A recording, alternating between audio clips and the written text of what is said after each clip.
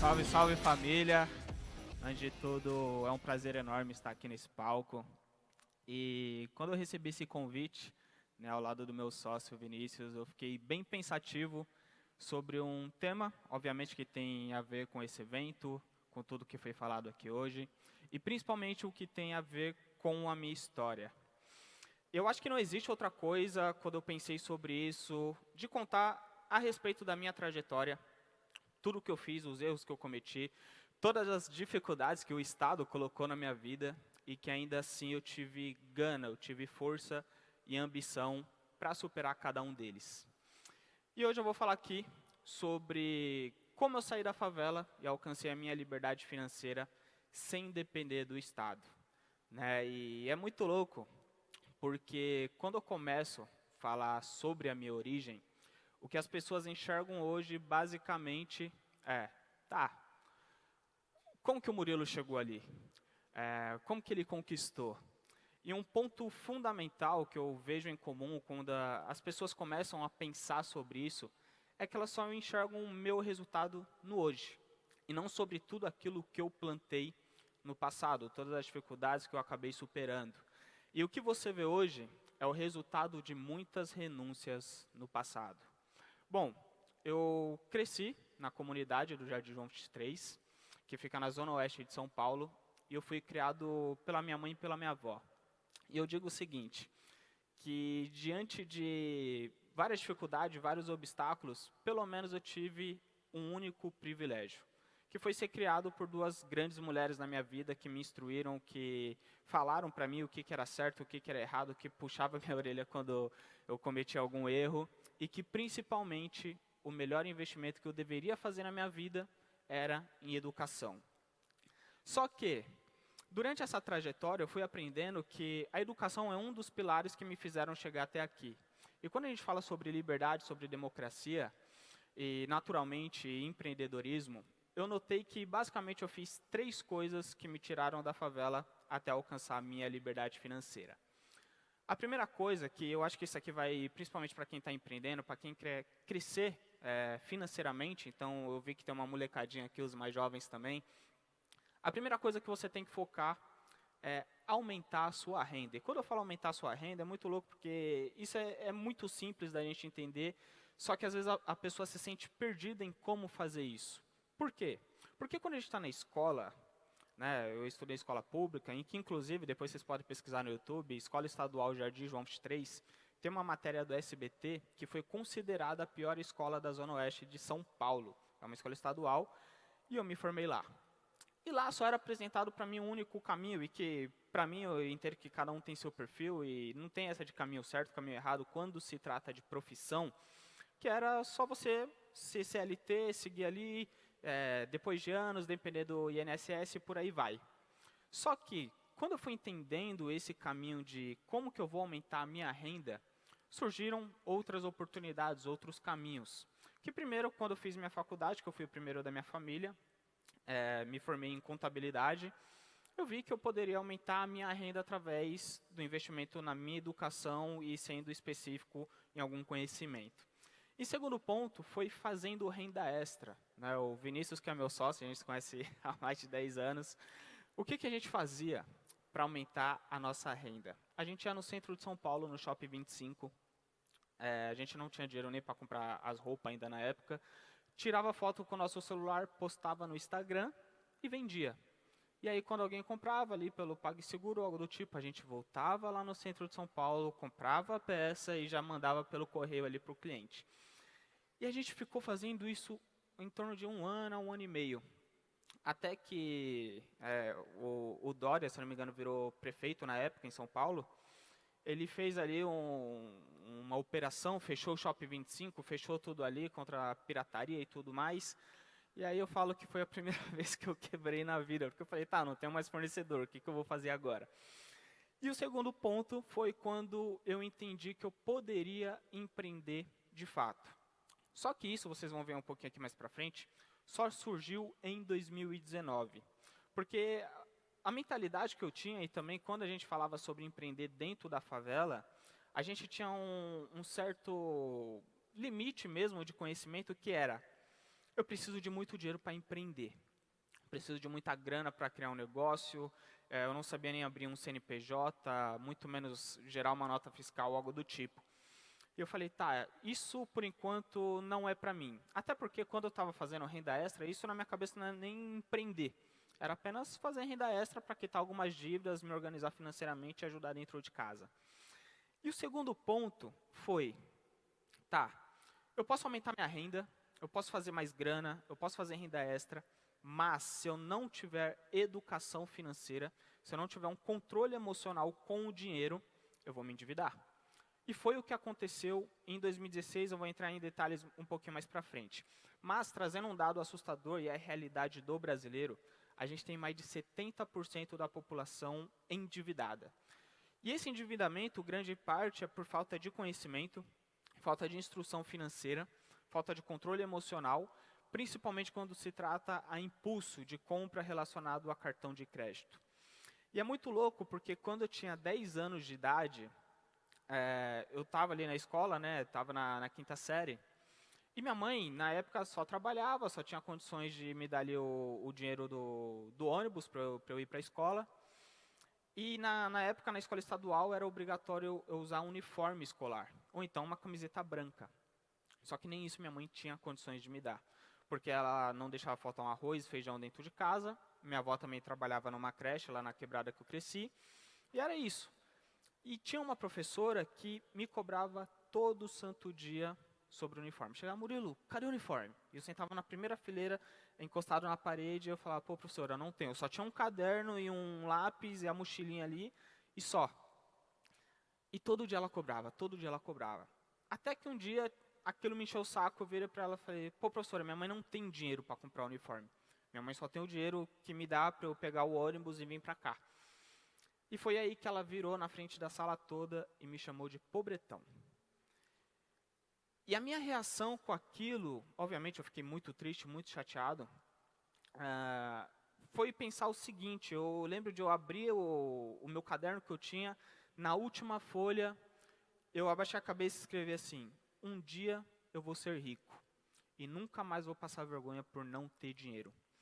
E é claro que eu não julgo ou direciono isso aqui para todos os professores, até porque hoje eu virei um professor de educação financeira, mas o ponto foi que diversas dificuldades relacionadas à escassez, problemas que o Estado colocava na minha vida mesmo, dentro de casa, dentro da vida da minha família, fez com que eu poderia passar essa situação e eu passei. E eu falei, tá, eu me recuso a passar isso aqui de novo em algum outro evento da minha vida. E foi quando eu já comecei a pensar sobre como eu poderia ter mais dinheiro no futuro, como que eu poderia realizar a casa própria da minha mãe. Por mais que a gente não morava de aluguel, foi meu avô que construiu no passado, veio da Bahia junto com a minha avó para São Paulo, construiu. Mas sempre tinha briga dentro de casa por conta de dinheiro, por conta de boleto, por conta de, tem que comprar no supermercado, isso, aquilo, as coisas estão caras.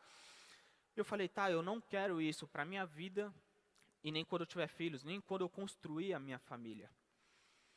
E durante essa trajetória, um terceiro pilar que eu fui identificar, e é hoje o que eu ensino dentro das minhas redes sociais, dentro do meu canal do YouTube, Instagram e por aí vai, é que para você alcançar a sua liberdade financeira, você vai conseguir quando você tiver uma renda passiva suficiente que vai arcar com todos os seus custos. E um caminho mais rápido de você alcançar isso também é multiplicando o seu dinheiro através dos investimentos. E é sobre isso aqui que eu vou falar aqui hoje, que eu me identifiquei, que eu fui realizando, que eu fui aprendendo durante toda a minha trajetória. E quem olha hoje, novamente pensa, foi da noite para o dia. Não, eu demorei 12 anos da minha vida para mudar de fato da noite para o dia. E o primeiro ponto, né, o primeiro evento assim que eu comecei essa trajetória foi em 2011, quando eu era ajudante de padeiro, na Vila Sônia, em São Paulo. Eu carregava um saco de 50 quilos de farinha nas costas e eu pesava 48 quilos. E eu recebia R$500 por mês. Era R$500 no bolso que eu ajudava dentro de casa e zero educação financeira na minha mente. E eu lembro até hoje que quando eu recebi meu primeiro salário, era em cheque ainda, eu tive que ir lá na agência, sacar tudo mais. Eu peguei os R$500 e falei assim, tá, o que eu vou fazer com essa grana? Eu acho que muitos, quando recebeu o primeiro salário, devem ter passado por algo similar.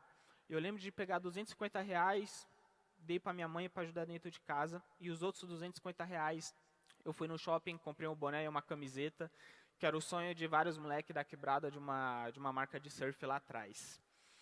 E por que eu estou falando isso? Porque quando a gente começa a receber grana, o Estado ele não proporciona educação financeira para a gente.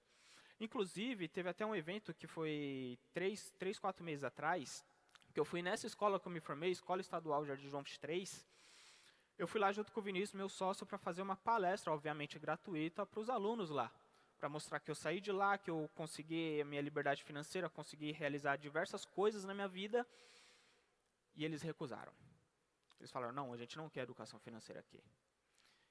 E eu fiquei, de fato, também muito chateado, porque eu falei, mano, eu vim daqui.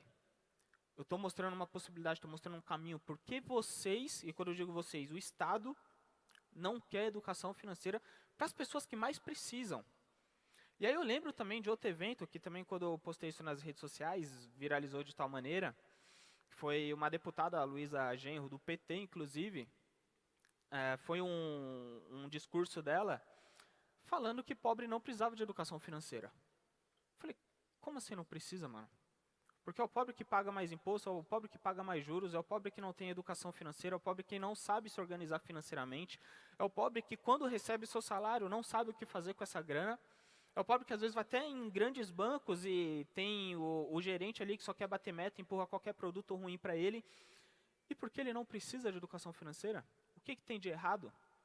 E foi quando eu postei, fiz até um react, um vídeo, viralizou no Instagram, no Twitter. Ela chegou respondendo e falou assim, meio que como se eu fosse a exceção. Eu falei, peraí, eu peguei mais de 15, 20, 30 depoimentos de seguidores meus que são da favela e que me agradecem todo santo dia sobre o conteúdo gratuito que eu disponibilizo no Instagram, no Twitter, TikTok e por aí vai. E que está mudando vidas. E que isso tudo surgiu justamente com um grande propósito de querer mudar a realidade da minha vida, da minha mãe, da minha avó, porque as obras que tinha lá na quebrada, na casa da minha avó, era tudo através de empréstimo consignado. E eu via minha avó chorando, eu via minha mãe com insônia, sem dormir, por conta de dívida, por conta de não saber se vai ter dinheiro no final do mês para comprar alguma coisa no supermercado. E por quê? Ela que, enfim, todo o movimento deles dizem que é em prol dos mais pobres, está recusando um conhecimento, uma educação financeira que vai mudar a vida dele ou dela para melhor. E em 2013 foi quando eu virei office boy em uma administradora de condomínios, que fica lá nos Jardins, né, na Paulista, ali na Brigadeiro. E ali eu corria contra o tempo, porque novamente o meu salário era R$ 500, eu tinha um anseio de crescer na vida, eu me sentia atrasado já com 16 para 17 anos, e eu via que minha mãe tem os problemas de saúde dela, minha avó tem os problemas de saúde dela, eu falei, mano, isso aqui é minha responsabilidade. Eu vi alguém falando sobre autorresponsabilidade, eu lembrei muito disso, que é o seguinte, o mundo não é uma maravilha, não é cor-de-rosa, não é bonitinho, e você tem que encarar os problemas, independente da condição social que você cresceu, da dificuldade que você tem, não se pagar de vítima e olhar aquele problema e falar, mano, isso aqui é meu, isso aqui eu vou resolver, isso aqui eu bato no peito, vai ser difícil, vai ser demorado, mas eu vou vencer.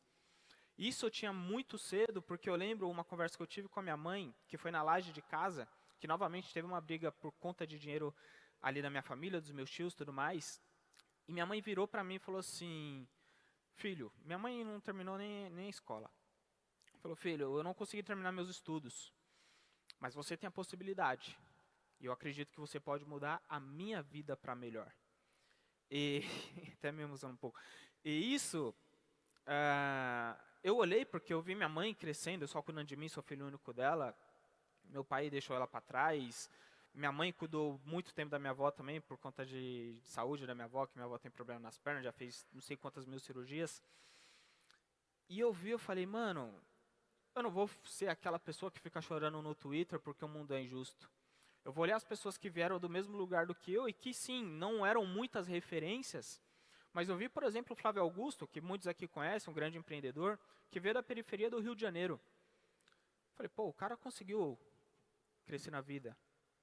Eu vi o Edu Lira, que hoje tem uma das maiores ONGs, que veio também da favela e montou um projeto gigantesco e conseguiu também a sua prosperidade financeira de alguma maneira. Eu vi também o Conde, que é o fundador da Condzilla, que é o maior canal do YouTube de funk, de música, pá quebrada da favela, e que está rico, prosperou pelo certo, sem passar a perna em ninguém, sem fazer coisa errada, porque a única referência próxima que eu tinha na minha casa era o cara traficando, era o cara roubando. Vários moleques que cresceram comigo foi por esse caminho, e minha mãe ia lá, me puxava na rua, falava, entra para dentro de casa e vai estudar.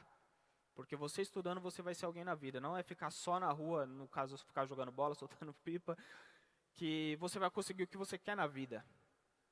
Então, quando eu estava ali trabalhando na Paulista, eu sempre lembrava disso, seja em dia de sol, de chuva, com roupa boa, com roupa ruim, que era uma social lá que eu comprava, porque eu trazia a autorresponsabilidade sobre a minha vida. E aí um outro ponto foi que, ainda assim, eu me sentia atrasado, eu falava, mano, como que eu vou fazer isso tudo acontecer? E em 2015 eu consegui um trabalho em um cartório que fica ali na Praça da Sé, na rua 15 de novembro, que é do lado da Bolsa de Valores. E aí as coisas começaram a se conectar.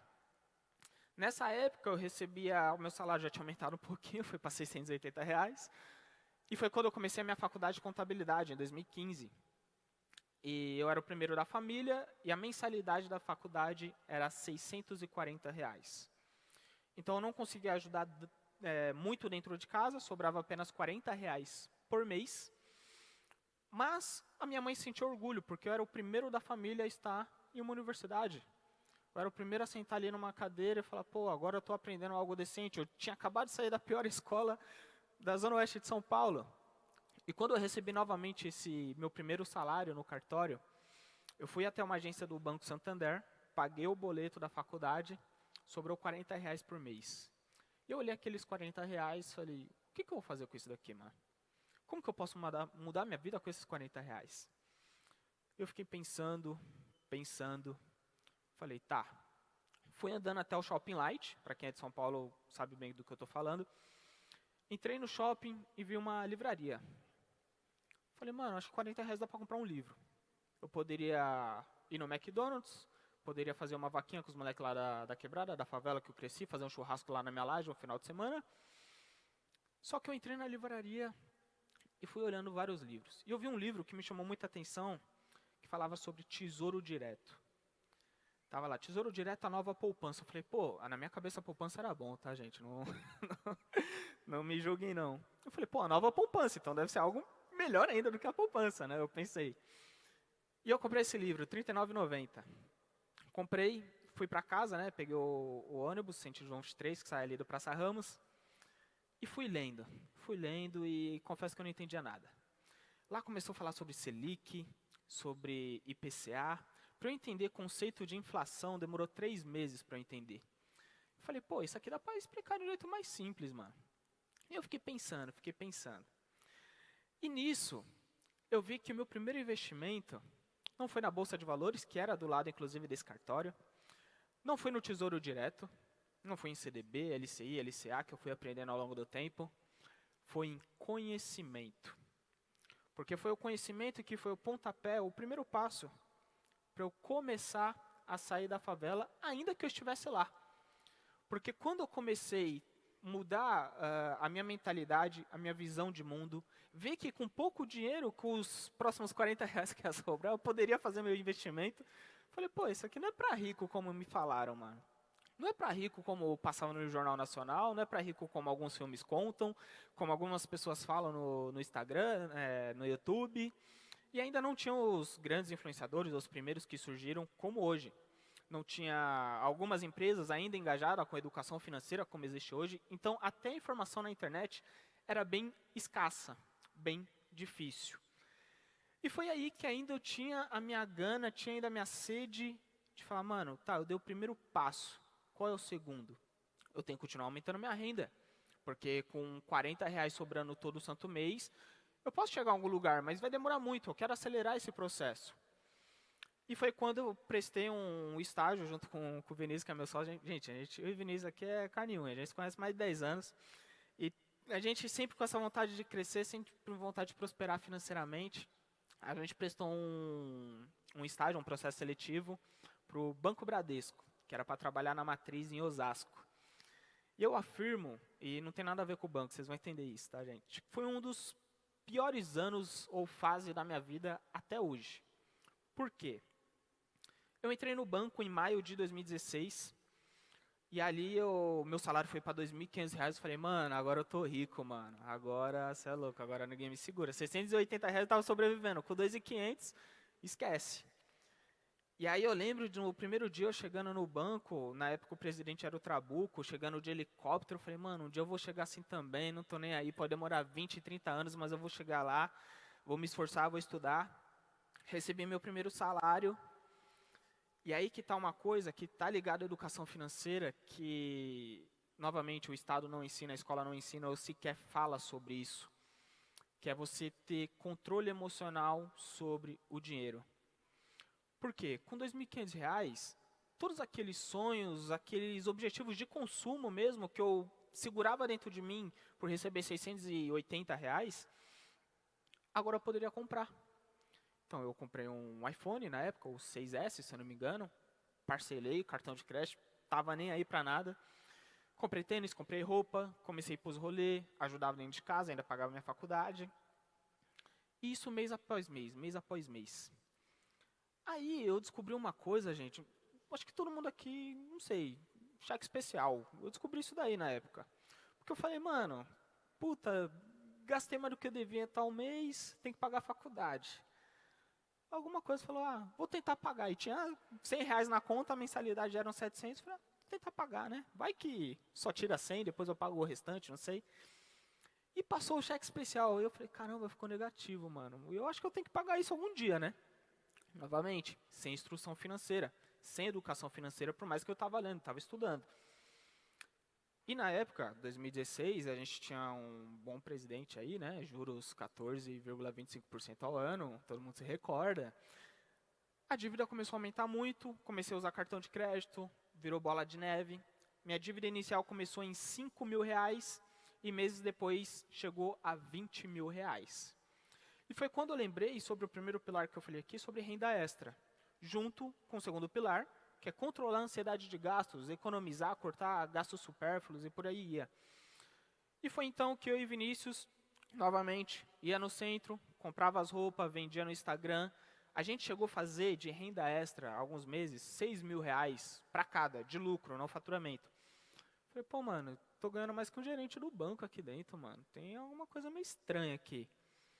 Aí passou alguns meses, veio o Dória, fechou o negócio, falei, tá, quebrei. Mas foi o suficiente para eu quitar essa dívida de R$ 20.000 em menos de um ano. Continuei no banco e ainda assim a minha ambição e a minha ansiedade de crescer, de prosperar, estava dentro de mim.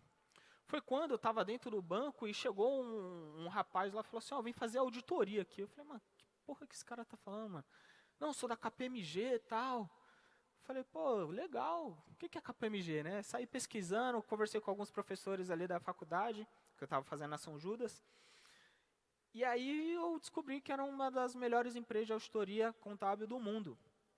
E aí eu comecei a pesquisar, vi um processo seletivo sobre trainee, me inscrevi. E aí na primeira inscrição eu fui até a penúltima fase. E o Vinícius foi até a última, só que naquela época a gente não entrou.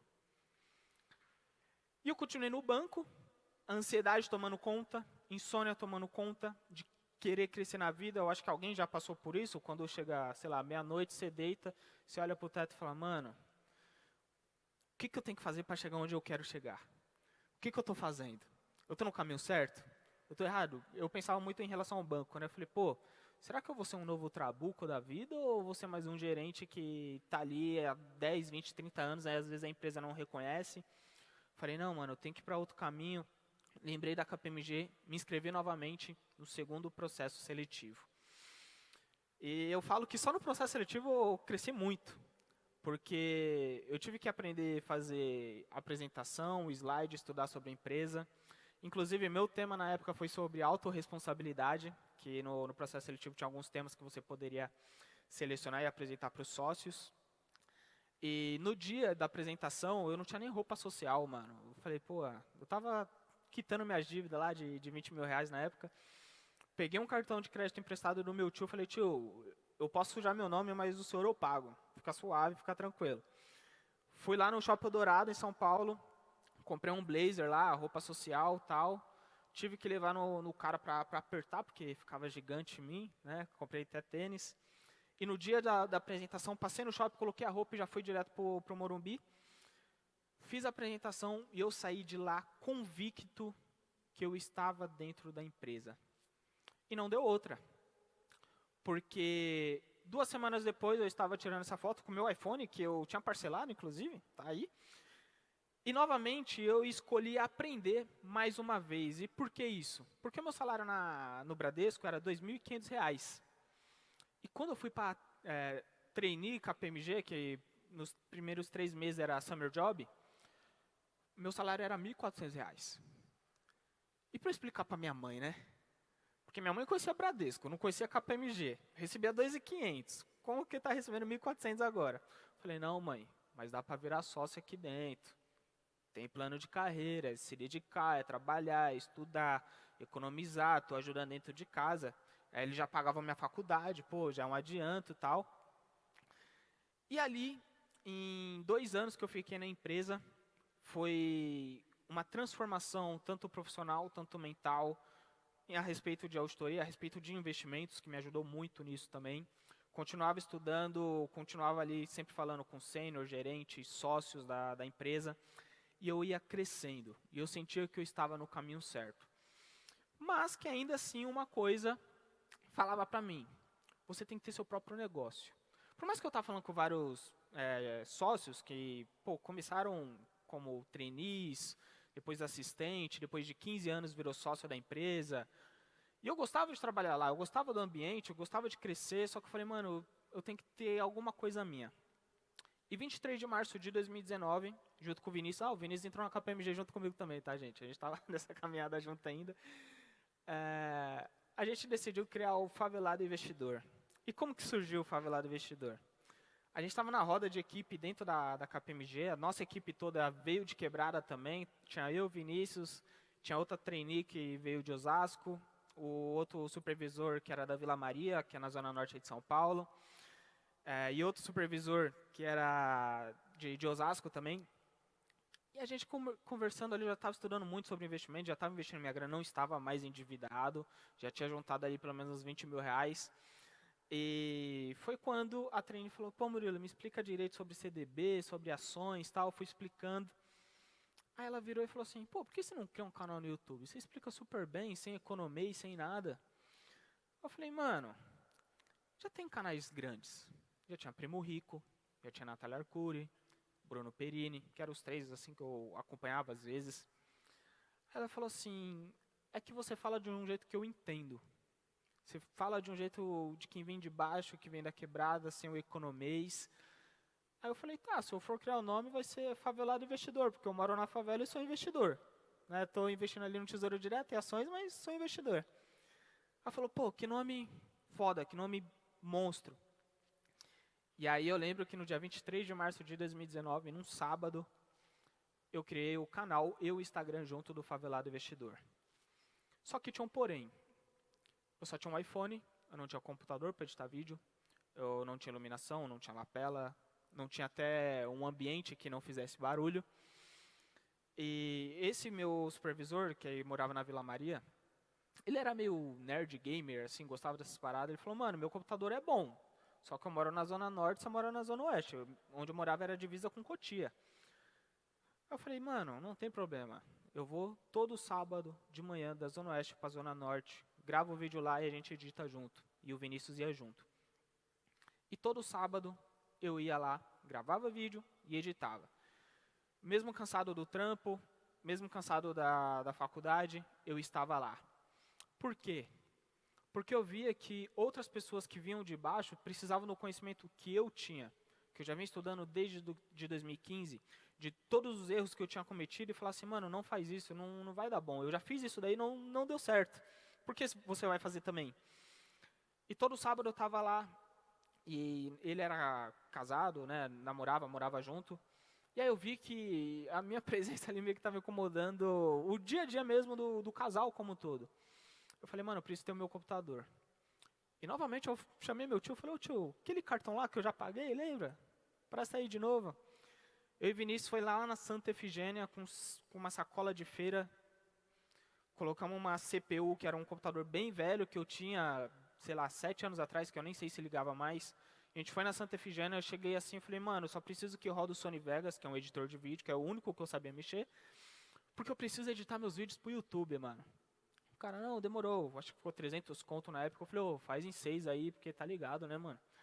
E sem juros pra fortalecer aí também. A gente arrumou o computador, voltou pra casa, e os meus vídeos eu gravava ou na laje de casa, ou gravava na sala de casa com a minha avó fazendo crochê, que minha avó gosta muito. E eu tinha essa vontade. Eu tinha essa vontade de mudar a vida financeira dos brasileiros, porque eu me endividei e saí disso. Eu mudei a minha mentalidade sobre o dinheiro, mudei meus hábitos sobre grana. A minha ambição aumentou. E eu já estava tendo alguns resultados pessoais mesmo, financeiramente, investindo em bolsa. Eu falei, pô, conhecimento eu tenho, resultado eu tenho, comunicação, o pessoal da quebrada vai entender bem o que eu estou falando. Por que não? E assim começou a sede de mudar a vida financeira dos brasileiros. Isso daqui foi um tripé que a gente comprou, obviamente foi o Vinícius que tirou essa foto, tá, gente? O Vinícius sempre estava lá comigo. E um lema que a gente tem, quando a gente começou a empreender no digital como um todo, comece com o que tem e melhore no processo. E eu acho que esse é um dos maiores ensinamentos que eu posso falar aqui para quem está empreendendo, para quem quer começar um negócio, ou para quem quer fazer qualquer projeto diferente na vida. Às vezes a gente tem aquela síndrome, né, de começar tudo perfeito, de falar, mano, preciso das melhores condições, das melhores oportunidades, e não vai ter. Não vai ter, não vai ter. Então, eu comecei na laje, com o tio do ovo, do gás, passando na rua. Aí os moleques lá da esquina lá de casa gritavam, salve Murilo, ô, salve, tô gravando, tal. E tava lá, mano. E postava um vídeo, postava outro, ia no YouTube, postava outro.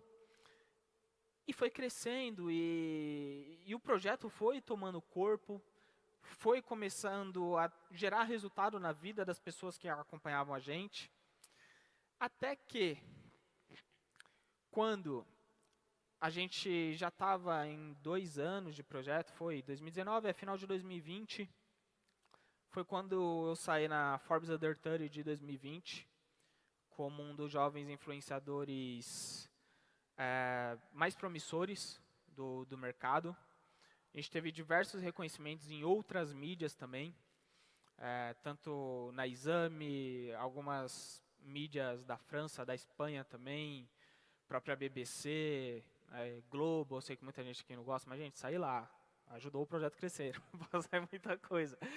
Enfim, isso foi inspirando novos influenciadores, novas pessoas a querer também investir, pais de famílias, pessoas que às vezes tiveram um passado meio conturbado, vamos dizer assim.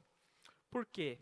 Se a gente olhar aqui alguns exemplos, tem um aqui que eu sempre faço questão de mostrar, porque para mim é o que mais me emociona de fato, que é do Thiago Oliveira. Ele é um cara que já foi preso, cometeu os erros, pagou por isso, saiu em liberdade. Isso eu falando com ele depois, né, desse comentário dele num vídeo meu. E ele falou, Murilão, eu saí da cadeia faz 1 semana. E ia voltar pro crime. Entre aspas, a única coisa que ele sabia fazer. Ele falou, eu vi uma matéria sua na TV, que foi na Pequenas Empresas, Grandes Negócios. E ele falou assim, mano, eu me vi em você. Que ele é mais velho que eu, né? Eu vi um moleque magrinho, da quebrada, só que você escolheu outro caminho, que eu não tinha escolhido. E passei a estudar, passei a ver seus vídeos, passei a te acompanhar no Instagram. E atualmente, R$ 8.000 investido.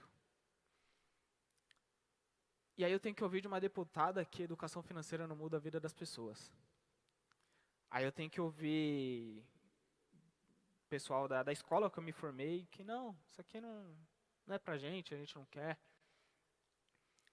Sendo que tem pessoas que acompanham gratuitamente, eu nem estou falando de treinamento meu, nem estou falando nada disso, estou falando gratuitamente, tem mais de 400 vídeos no YouTube, que a pessoa é sentar 10 minutos, seja no sofá, seja na cadeira, com o celular e acesso à internet, começa a aprender. E é claro que não vai ser um único vídeo que vai mudar a vida da pessoa.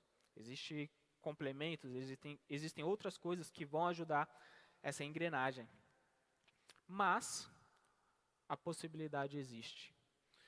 E eu estou aqui para mostrar que alguns podem até, de fato, falar, pô, você é exceção, isso, aquilo, mas eu sou o primeiro que está abrindo o caminho para outros. E eu afirmo que eu não quero ser o único favelado investidor. Até porque tem o Thiago, tem o Eli Ferreira, tem esse casal aqui maravilhoso, que juntou grana, que investiu, que começou a empreender. E por que não ter outras pessoas? E hoje a gente tem aí mais de 10 mil alunos, que, pô, é gente, hein, mano? Para quem estava lá na primeira fileira da quinta série, ser chamado de pobretão, primeiro ano do ensino médio, eu acabei não contando, reprovei também na escola. Gente, eu não era o melhor aluno da escola, tá? De fato, antes de eu querer ter essa mudança financeira, essa mudança de vida mesmo, quem ia nas minhas reuniões de escola era minha avó, porque minha mãe sabia que ia passar raiva. Porque eu era literalmente o cara que sentava muitas vezes, entrava na sala, sentava ali na cadeira, não tinha nenhuma perspectiva de vida, abaixava a cabeça e dormia na aula. Colocava o capô aqui, um fonezinho de ouvido, porque eu não sabia o que eu ia ser da vida. Porque eu não tinha possibilidade, eu não enxergava nada. E até que quando eu reprovei na escola, e dessa vez foi minha mãe que foi, e assim, pô, minha mãe é minha referência, né? Minha mãe virou pra mim e falou assim, tô decepcionada com você. Você está se tornando tudo aquilo que eu não queria que você se tornasse. E confesso que chorei muito. Que eu acho que nenhum filho quer decepcionar a mãe, já começa por aí. E foi ali que eu decidi mudar de vida. Foi ali que eu olhei para minha mãe, para minha avó, para os meus tios também, que, pô, sempre me ajudaram muito de alguma maneira. Falei, eu não vou ser mais um moleque da quebrada, que às vezes só enxerga um caminho, vai lá e sabe que no final vai ser preso, ou vai ser morto, ou vai ficar fugindo, não vai dormir, ou algo do tipo. Sempre nesse sentido, eu falei, mano, eu não quero ser só uma referência que eu falei, eu quero que venha outros, não quero ser o único favelado investidor. Porque status, essas coisas, beleza, um dia alegra a gente, outro dia não, mas quando a gente vê um legado que a gente está deixando, está transformando a vida das pessoas e gerando o resultado, por que eu quero ser o único? Porque eu quero ser o único que quando eu abro a geladeira da minha casa está cheia. Sendo que eu sei que tem um monte de gente na quebrada que não tem nem sequer essa possibilidade. Eu lembro que quando eu já estava com uma boa grana, eu fiz aniversário, o Vinícius estava comigo também, a gente foi no mercado, mano, eu lotei 2 carrinhos de compra no supermercado. E minha mãe estava junto, e assim, é muito louco, né, porque às vezes minha mãe nem sabia que eu estava crescendo e tal. Minha mãe só acreditou quando eu comprei uma casa para ela, que o Instagram deu certo, que eu juntei grana. Imagina quando eu falei, se eu falei do Bradesco indo para a KPMG, imagina quando eu falei, mãe, eu tô saindo da KPMG, que eu falei que eu ia virar sócio, e vou gravar vídeo no YouTube, tá? Que? E minha mãe era copeira em hospital, e chegou à noite no dia, né, foi em janeiro de 2020 isso. Eu pedi demissão no dia na KPMG, eu falei, mãe, tô saindo da KPMG, vou gravar os vídeos aqui, o canal está crescendo, acho que a gente estava com 10 mil seguidores. Minha mãe virou e falou assim, bom, você já é adulto, né? Você já sabe o que você está fazendo da sua vida. Eu falei, eu acho que eu sei o que estou fazendo, o caminho tá prosperando. E 6 meses depois eu estava saindo da quebrada, comprei uma casa para ela, no valor de R$1 milhão, que se Deus quiser entrega agora na planta. Saí da quebrada, aluguei uma casa, levei ela junto, já estava com o meu carro, Instagram crescendo, Favelado Investidor crescendo, empregando gente, gerando emprego, pagando imposto, que não é pouco. E aí a minha grande revolta, que novamente existe uma parcela, tanto da sociedade, da população, quanto dos políticos, que às vezes não querem ver o pobre vencer.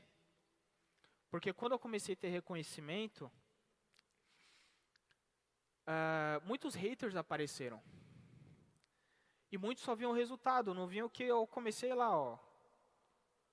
16 seguidores, 21 inscritos no YouTube. Foi o primeiro dia que eu criei. Obviamente aqui foi eu mandando para os meus contatos no WhatsApp. Falei, gente, segue aí. Eu falava assim, mano, nem precisa ver os vídeos agora, mano. Só se inscreve, segue. Daqui eu sigo em diante. E hoje estamos aí. Instagram, 649 mil. YouTube, 456 vídeos, gente. É mais de 400. TikTok, 42 mil seguidores. E Twitter, que lá só vê treta eu com gente que não gosta de mim, obviamente. 169 mil seguidores. E tem essa frase aqui que é muito boa, do Mises. As massas não gostam de quem os ultrapassar. Em qualquer sentido. O homem médio inveja e odeia aqueles que são diferentes. E como que isso acontece? Sempre tem alguns, né? Sempre tem alguns. Às vezes, joga lá Favelado Investidor no Twitter, que vocês vão ver o que eu estou falando.